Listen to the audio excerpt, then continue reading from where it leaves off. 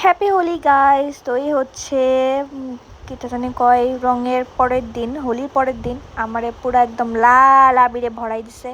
তারপর কিটা করুম, সাইরা মেরা গেলাম গা আমি বইরা টইরা শ্রেয়ার বাড়ির শ্রেয়ারে রং দিতাম।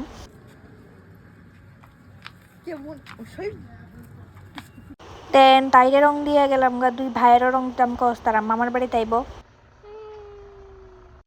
তারপর সোজা রওনা দিলাম একদম কামালঘাট, কারণ পিয়াসির রং না দিলে কি করা হয় কৌছে। আর এই দেহ তাইরে ফার্স্টে পড়াইছি, এখন আরো বড়াইতাছি, কারণ পাইছি আমি বালা কইরা জ্বালাই লেছে। মায়া বলে স্কিন কেয়ার করে, স্কিন কেয়ার দিছি বড়াইয়া। তারপর আর কি তা আমার কি সারবো নি, আমারও দিছে বড়াইয়া।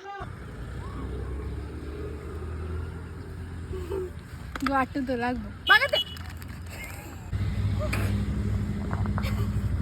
স্মাইল। কত মাসের জানি স্কিন কেয়ার করছি।